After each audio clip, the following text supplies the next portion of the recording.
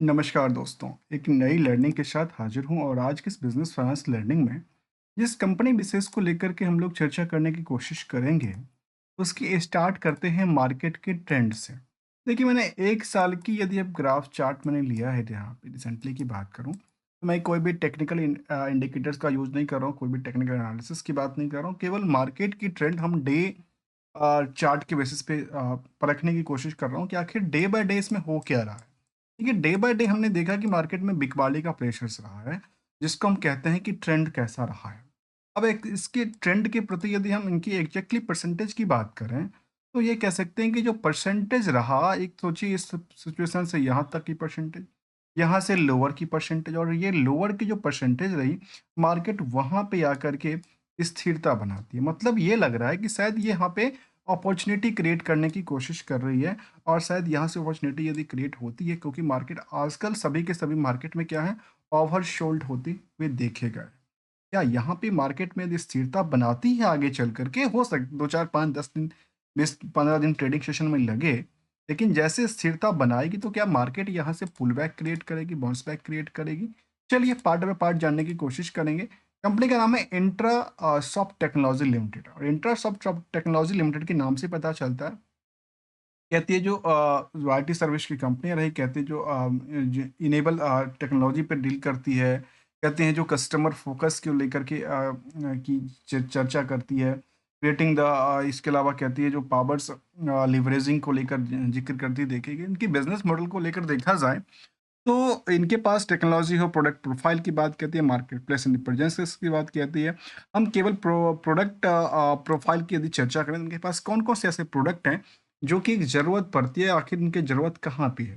यदि हम इसकी प्रोडक्ट प्रोफाइल की बात में, जहाँ पे home and the kitchen decoration की बात कहती है और गार्डन एंड आउटडोर की बात है, टूल्स एंड द होम को लेकर देखा है, स्पोर्ट्स आउटडोर की चर्चा करती है। तो इसके अलावा यदि कंपनी की टेक्नोलॉजी बेस की बात किया जाए, तो ये टेक्नोलॉजी सेक्टर को लेकर कहती है, चाहे वो कंपनी सिर्फ प्रोडक्ट लिस्टिंग की बात किया जाए, जहाँ पे कंटेंट हो या फिर ऑर्डर मैनेजमेंट को ओएमएस जिसको कहते हैं, जहाँ पे रिटेल चेन वाली कंपनी को लेकर के जहाँ पे order management solutions service provide किया जाता है, efficiency supply and chain management को लेकर, द इन्वेंट्री मैनेजमेंट, ये data analytics and the insights को लेकर इस पे कंपनी का फोकस रहा है। एक तरह से कह सकते हैं आईटी इनेबल सर्विस और एनालिटिकल सर्विस प्रोवाइड करने वाली कंपनी रही है।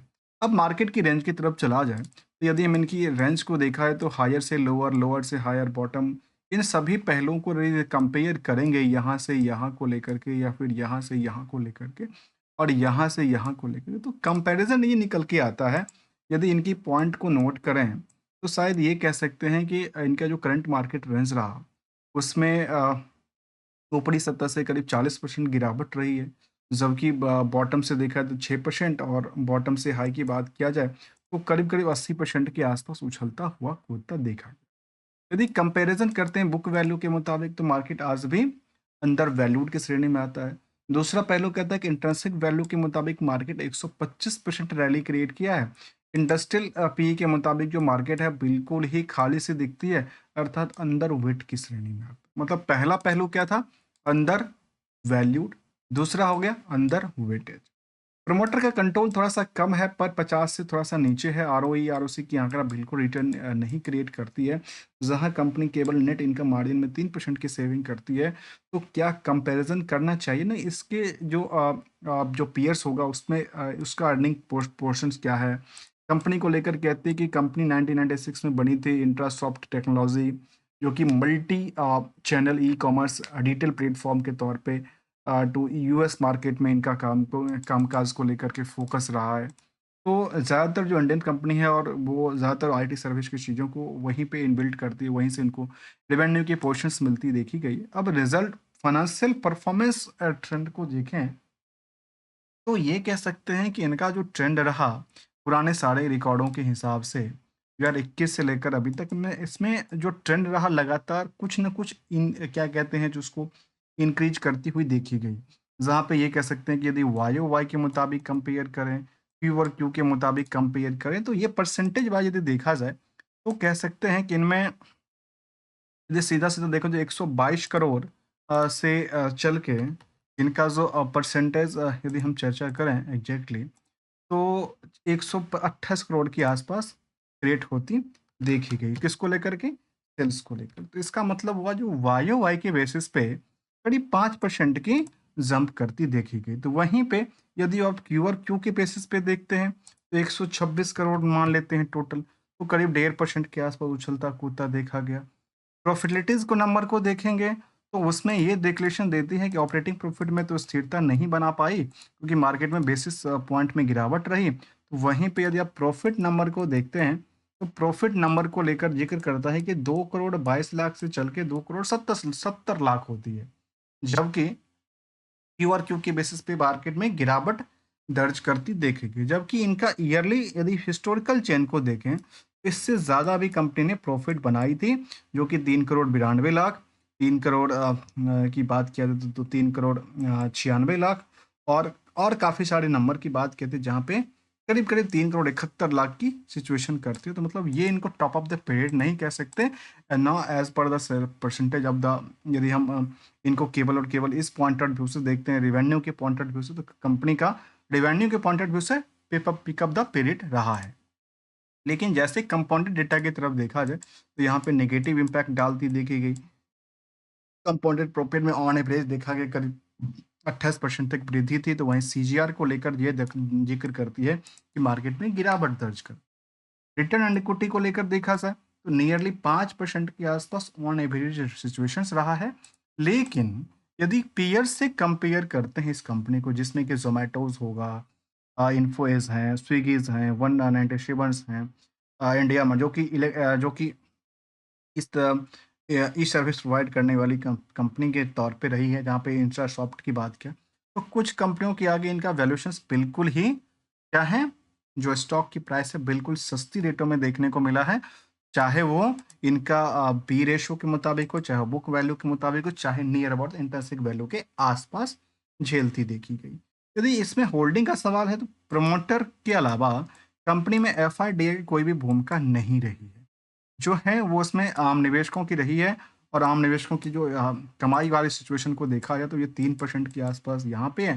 बाकी जब कंपनियां हैं जिसमें कि कह सकते हैं जोमेटो 4% कमाती है, तो हो सकता है इन्फोज 21%, तो बाकी कुछ कंपनियां कुछ ज़्यादा तो कुछ कम की रेस में है, जबकि ऑन एवरेज के मुताबिक इनकी स्थिरता बना के देखी गई। तो यहाँ एफआईडीए की भूमिका नहीं, तो आम निवेशकों के पास 56% की होल्डिंग है, और उस 56% की होल्डिंग में काफ़ी सारे निवेशक ऐसे हैं जिनके पास काफ़ी ज़्यादा होल्डिंग है। तो 17,000 18,000 के आसपास निवेशकों का इंटरेस्ट जाहिर करता है इस कंपनी में। रिसेंटली कंपनी ने अपनी अपडेट जो लेके आए थे इन्वेस्टर मीटिंग को लेकर के, उन्होंने जिक्र करती बताई होगी, तो इनका जो प्रेजेंटेशन रहा उसमें क्या जिक्र करती है।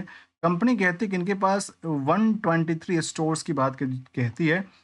एक brand e commerce subsidiary of the Intrasoft इनकी स्टोर की बात कहती है, जहाँ कहती है we are in the Amazon retailer के तौर पे, जहाँ पे इनका रिटेल चेन के तौर पे कंपनी का काम का, जहाँ पे premium seller on the Amazon US, और अमेजन यूएस में इनका कारोबार है, जहाँ पे ये टेक्नोलॉजी एंड इंफ्रास्ट्रक्चर्स की तौर पे चाहे वो ब्रांड सप्लाई मैनेजमेंट का हो, मार्केट स्पेस मैनेजमेंट का हो, इसके अलावा यदि कस्टमर सपोर्ट को लेकर देखा जाए, इस तरह से इफिशिएंसी सप्लाई चेन मैनेजमेंट को लेकर देखा जाए, जिसमें इन्वेंटरीज मैनेजमेंट से लेकर के चाहे मार्केटिंग एडवर्टाइजिंग हो, कम्प्रिहेंसिव प्रोडक्ट लिस्टिंग हो, ऑर्डर मैनेजमेंट हो, ब्रांड्स प्रोटेक्शंस का हो, अकाउंट्स मैनेजमेंट का हो, डेटा एनालिटिक्स द इंसाइट्स को लेकर जिक्र किया जाए, जो कि इनकी सप्लाई को चिन्हित करता है।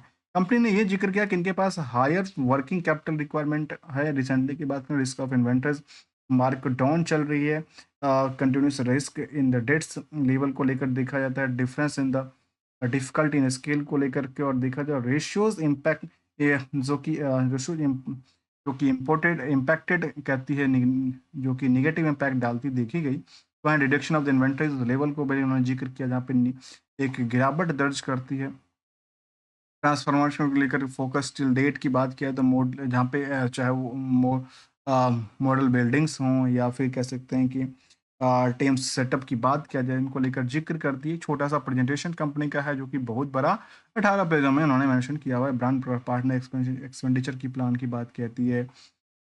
इस तरह से फाइनेंशियल परफॉर्मेंस को लेकर जिक्र करती है कि इन्होंने परसेंटेज वाइज कोई डिक्लेरेशन इस तरह का नहीं दिया, केवल केवल कैलकुलेटर लेके निवेशकों को बैठना पड़ेगा, तो शायद ये निवेशकों के लिए कई बार कुछ चिंता हो जाती है, भाई हम कैलकुलेटर लेके क्यों बैठें, क्योंकि कंपनी इतनी काम कर ही रही तो थोड़ा सा कैलकुलेट करके भी दे दें। फिलहाल की सिचुएशन की बात करें, यदि हम रेगुलर इनकम की तरफ देखें, जो स्टॉक मार्केट जिस कंपनी से डिविडेंड के पॉइंट ऑफ व्यू से रेगुलर इनकम आता है, तो 2022 के बाद उन्होंने रेगुलर इनकम देना बंद कर दिया अपने निवेशकों को। ये इनके लिए एक निगेटिव इम्पैक्ट डालती देखी गई। भले ही हमने यहाँ पे देखा कि ऑपरेटिंग प्रॉफिट मार्जिन अच्छी खासी इंक्रीज करती है, तो वहीं पे नेट इनकम मार्जिन में केवल और केवल 1.05% बच के रह गई, जो कि 12 किससे घट के करीब 1100 बेसिस पॉइंट की गिरावट दर्ज करती पाई गई। यदि रिस्क के अलावा यदि हम इसको रिटर्न एक्सपेक्टेशन को देखें कंपैरिजन टू द सेंसेक्स के मेन इंडेक्सेशन के पॉइंट ऑफ व्यू से, तो जब से इनका लिस्टिंग देखने को मिला पिछले 10 सालों में, वहां से लेकर अभी तक इनमें कभी भी रैली देखने को नजर नहीं आई। लेकिन रैली का सिचुएशन ये था जो वहां जिक्र करता है कि यहाँ से लेकर के इस टाइम के कंपेयर करने के टाइम पे ऐसा हुआ है। लेकिन जब भी आप कंपेयर करने के लिए इस टाइम से इस टाइम के लिए लेते हैं, जब भी मार्केट एक कहते हैं ना पिक पे हो, तो पार्शली प्रॉफिट बुकिंग करते रहना चाहिए, जिसको हम कहते हैं कि टारगेट अचीव हो जाना। क्योंकि ये नहीं कहता कि आपने किस प्राइस पे लिया, हमने किस प्राइस पे लिया, लेकिन एक्चुअल में यदि हम उस बात को गौर करें जहाँ पे प्रॉफिट बनाने वाली चीज़ें होती है, तो जनरल सी बात होती है, यदि प्रॉफिट बनता हो तो लुभावनी बातों में ना जाकर के प्रॉफिट को पार्शली बुक करना चाहिए। और लगातार यदि ट्रेंडिंग में लॉस बनती जाए, तो उसको हेज और सेटअप करने के बजाय लॉस को बुक करना ही बेहतर होता है। अदरवाइज वो कैपिटल हमारी भी हाथ से निकल जाती है। कंपनी में रिस्क फैक्टर थोड़ा सा ज़्यादा कहते हैं कंपैरिजन टू द एक्सपेक्टेशन जो है रिवार्ड पॉइंट आउट को लेकर के। लेकिन तब भी हमने इसको थोड़ा सा पॉइंट समझने की कोशिश किया एज ए लर्नर, विदाउट कोई ट्रेडिंग एडवाइजरी और नोट को लेकर के। कुछ पहलू अच्छा लगा, कुछ पहलू अच्छा नहीं लगा। फिलहाल ये लगा कि लगातार ये बॉटम के आसपास आके अटकी पड़ी है और 110 रुपये के आसपास इनके पास सपोर्ट लेवल था, जहां से इन्होंने बाउंस बैक फिलहाल के लिए लिया है। और मार्केट की स्ट्रेटजी के मुताबिक यदि लगातार गहराती जाए तो शायद लॉस बुक करना ही बेहतर हो सकता है, आगे चल करके अपॉर्चुनिटी क्रिएट कर पाएगी विदाउट कोई ट्रेडिंग एडवाइजरी और नोट को।